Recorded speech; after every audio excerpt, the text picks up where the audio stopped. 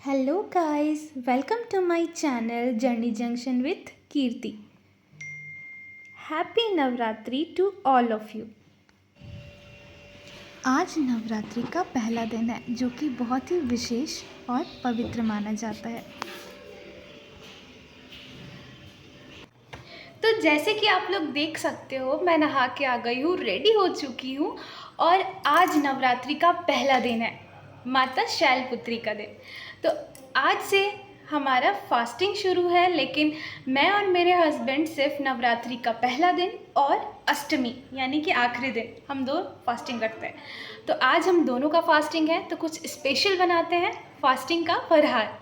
तो चलिए, आज मैं बनाने वाली हूँ भगर और साबूदाने का डोसा, जिसे मराठी में दिरडे भी कहते हैं। तो आई होप कि आप लोगों को वो देखने को मिलेगा, एक मराठी न्यू डिश। लोग दोनों ही है, उसके क्वांटिटी में मैं बनाने वाली हूँ। अगर आप लोगों को देखना है तो आप लोग अपने अकॉर्डिंग उसको मल्टीपल करके भी बना सकते हो। तो चलिए शुरू करते हैं। इधर मैं किचन में आ चुकी हूँ और डोसा, फास्टिंग का डोसा बनाने के लिए रेडी हूँ।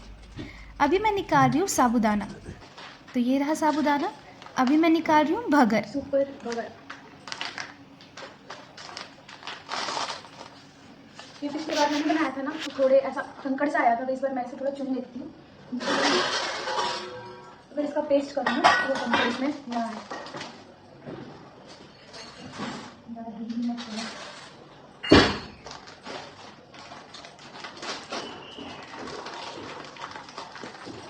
अंदाजे से, क्योंकि मेरे और मेरे हस्बैंड का है बस खाने का, तो उस हिसाब से मैं अंदाजे से लेती हूँ।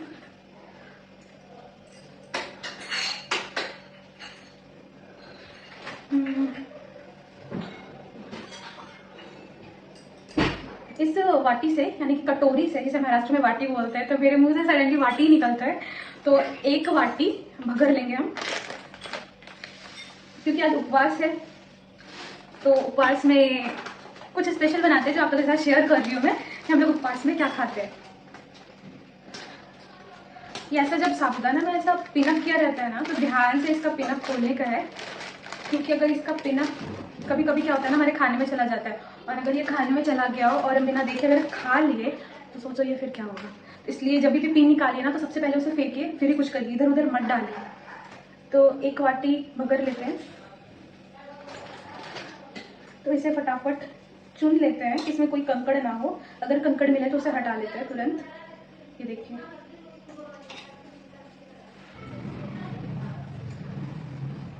उसी हिसाब से हमें एक वाटी साबूदाना लेना है। ये साबूदाना, ये देखो ये कैसे है, आपको ध्यान से दिखाती हूँ मैं, कि ना तो ज़्यादा बारीक है ना तो ज़्यादा मोटा है। ये देखिए, समझे ना, लाइक ऐसा। तो ये एक वाटी, जिस हिसाब से मैंने भगर लिया था उतनी क्वांटिटी में हम साबूदाना ले लेते हैं। इसे चुनने की जरूरत नहीं होती, क्योंकि अब ये बिल्कुल वाइट होती है। अगर थोड़ा सा भी इसमें कंकड़ रहा ना, तो वो पहले ही दिख जाता है। तो थोड़ा सा स्मार्ट वर्क करते हुए इसे चुनते नहीं हैं हम, और अगर कंकड़ दिखे तो इसे ऊपर से ही हटा लेंगे, बट इसमें नहीं मिलेगा, मुझे मालूम है।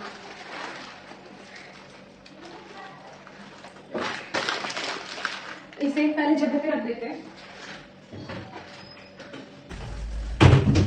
साथ ही साथ हम इसमें डालेंगे शेंगदाना, जिसे चिनिया बादाम भी कहते हैं। चिनिया बादाम उसी कटोरी से हाफ कटोरी ले लेंगे, हाफ, ठीक है। अब इसमें डालेंगे, तो ये देखिए ये कुछ इस क्वांटिटी में बन गए हैं। अभी हम ये सारे को ना भून लेंगे हल्का सा कढ़ाई में। तो गैस ऑन कर लेते हैं। अब ये जो हमने बनाया था मिक्सचर ऑफ शेंगदाना, भगर एंड साबूदाना, इसे हम भून लेंगे सारा इकट्ठे, कुछ अलग नहीं, सारे इकट्ठे भून लेंगे।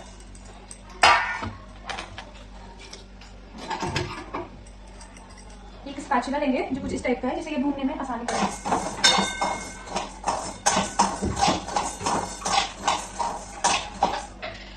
ये जब तक भून रहा है तब तक इसकी पेस्ट जो इसमें हम डालने वाले हैं वो रेडी कर लेते हैं। तो चलिए, इसमें डलाएगा दो चीज। सबसे पहले तो मिर्ची,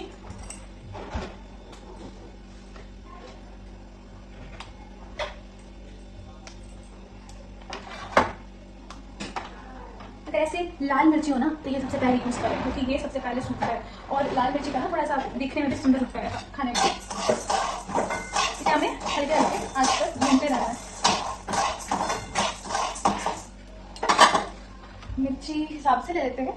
तो मैं हमारे यहाँ थोड़ा तिखट लगता है, मतलब मेरे हस्बैंड को थोड़ा तिखट लगता है, तो इसलिए 4-5 मिर्ची हम ले लेते हैं, हरी मिर्ची तिखट वाली, और थोड़ा धनिया पत्ता, ले लेंगे, जिसे महाराष्ट्र में कोथिंबीर बोलते हैं। इसे रख देते जगह पे।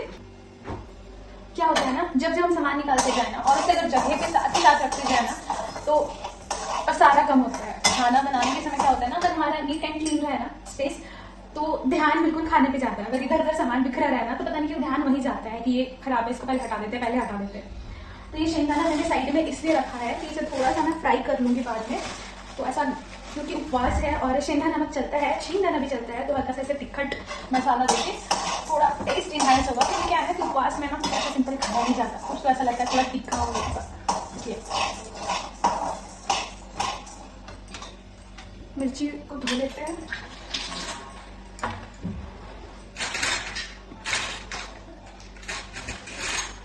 और इसे छोटे छोटे टुकड़ों में हम काट लेंगे।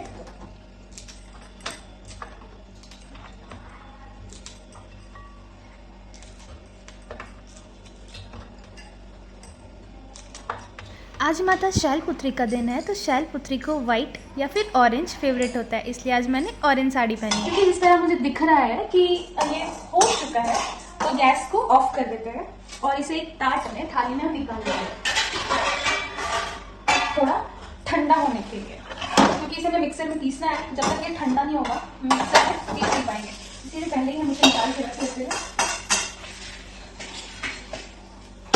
चाय को अगर आपको जल्दी बनाना है, क्योंकि इसमें साबुदाना है, थोड़ा लेट से ये ठंडा होगा। अगर आपको जल्दी बनाना है तो आप इसे फैन के अंदर डाल दो, तो जल्दी ठंडा हो जाएगा। जो ये मैंने बना लिया था, हरी मिर्च और ये कोथिंबीर, यानी धनिया पत्ता, ये सारे को मुझे बारीक करना है, तो इसलिए हम इसे मिक्सर में पीसना है। तो पहले मिर्ची डाले, धनिया पत्ता, कोथिंबीर, और ये जो मैंने मिक्सर किया था, लेकिन ये ठंडा नहीं हुआ है, थोड़ा ठंडा होने देते हैं। इसलिए इसमें जीरा डालेंगे, क्योंकि जीरा उपवास में चलता है, तो जीरा डालेंगे। तो मैं बनाने जा रही हूँ थाल पीठ, यानी दिरडे टाइप्स, ठीक है, उपवास का। तो हम थाल पीठ दही के साथ खाएंगे। तो दही में शक्कर या नमक, जो आपको अच्छा लगे वो उसके साथ आप खा सकते हो, बहुत ही टेस्टी लगता है, उपवास में बेस्ट है ये। तो आप लोग भी बना के ये जरूर खाएं कि उपवास में ना दिरडे और दही, दिरडे कैसे के साथ मैंने बनाया, साबुदाना और भगर के साथ, तो ट्राई करें, फॉर श्योर आपको बहुत अच्छा लगेगा। इसे मैं डाल देती हूँ, ठंडा हो चुका है। शैल का अर्थ होता है पहाड़ और पुत्री का अर्थ होता है बेटी, यानी पहाड़ों की पुत्री। माँ शैलपुत्री हिमालय राज की पुत्री है। ये माँ दुर्गा का पहला और सबसे शुद्ध रूप भी माना जाता है। माँ शैलपुत्री को सती का पुनर्जन्म भी कहा जाता है। नवरात्र की शुरुआत में हम कलश स्थापना से होती है। यह माँ दुर्गा को आमंत्रित करने का और पूरे 9 दिन की पूजा का आधार है, जो कि हम सुबह ही कर चुके थे और फटाफट नाश्ते को रेडी हो रहे थे। जब मैं झारखंड में थी ना, तो मतलब नवरात्रि शुरू होते ही ना हर तरफ नवरात्रि के गाना, खासकर पवन सिंह, शारदा सिन्हा और अनुराधा पौडवाल, मतलब इनके गाने हर तरफ बजने लगते थे। हर तरफ गौरी यानी कि गोईठे का धुआं, हवन चालू हो जाता था और भजन चारों तरफ, इतना मजा आता था। तो उस चीज़ को मैं यहाँ महाराष्ट्र में बहुत मिस करती हूँ, बहुत ज़्यादा। तो हमारी तरफ एक सॉन्ग था, वो मैं आप लोग को सुनाऊंगी, शायद आप लोग को वो क्लिक होगा। नवरात्रि में शुभ घड़ी आई, भक्तों ने माता पे चुनरी चढ़ाई, झूम झूम के पंडा कराए रहो पूजा मैया जी के झूम झूम के। तो चलिए फोकस। हमारे भारत में कई जगह तो नवरात्र में डांडिया भी खेला जाता है। यहाँ महाराष्ट्र में भी डांडिया ही ज़्यादातर खेला जाता है, बट हमारे तरफ कोलकाता, यूपी, झारखंड, बिहार में बड़े बड़े पंडाल बनते हैं। जिस तरह यहाँ पे गणपति में होते हैं, उस तरह उधर नवरात्र में होता है। नवरात्रि के पहले दिन का रंग सफ़ेद या नारंगी होता है, इसीलिए देखिए मैंने आज ऑरेंज कलर की साड़ी पहनी है। यह शुद्धता, शांति और नई शुरुआत का प्रतीक है। माँ शैलपुत्री की पूजा करने से मनुष्य को अडिग आत्मविश्वास, धैर्य, सकारात्मक सोच मिलती है। यह दिन आध्यात्मिक शक्ति प्राप्त करने और जीवन में नए अध्याय की शुरुआत करने के लिए अत्यंत शुभ है। तो अगर कोई चीज़ की शुरुआत करनी हो ना, तो यह दिन बहुत ही स्पेशल माना जाता है। अगर कुछ नया आप स्टार्ट करना चाहते हो, कोई नया बिज़नेस या फिर कोई घर खरीदना चाहते हो, कोई गाड़ी खरीदना चाहते हो या फिर कोई गृह प्रवेश है, तो आज का दिन बहुत ही शुभ माना जाता है। मैं इसमें अभी थोड़ी नमक डाल रही हूँ क्योंकि मुझे थोड़ा सा लग रहा है कि नमक कम हुआ है, और आप अपने अकॉर्डिंग इसे मिक्सर में पीस लीजिए। ना ज़्यादा गाढ़ा होना चाहिए, ना ज़्यादा पतला होना चाहिए, बिल्कुल डोसे वाले बैटर इतना।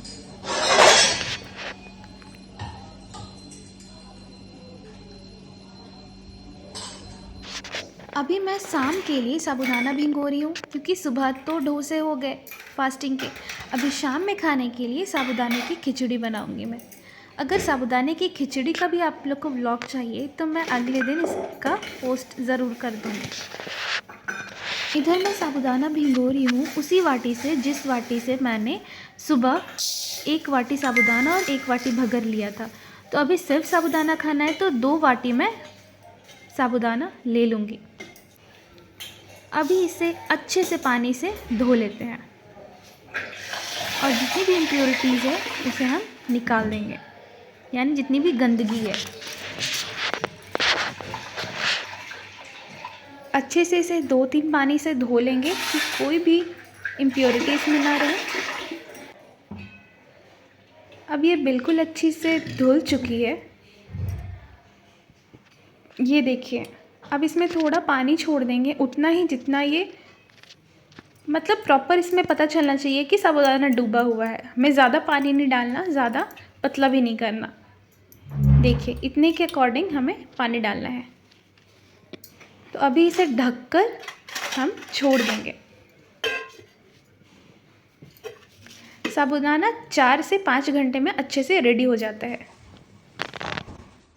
अभी तक जो मैंने डोसा बनाया था फास्टिंग का, उसे चेक करते रहेंगे कि हुआ या नहीं। उसके ऊपर एक थाली रख देंगे जिसकी वजह से वो अच्छे से मॉइस्ट हो जाए, और इसके ऊपर थोड़ा तेल डाल देंगे। ये तेल शेंगदाने का तेल है, ओके। शेंगदाने का तेल हम यूज़ करते हैं डोसा बनाने में, जो कि फास्टिंग में यूज़ होता है। अब इसे देख लेंगे चारों साइड से कि ये हुआ है या नहीं। ऐसे पलट लेंगे।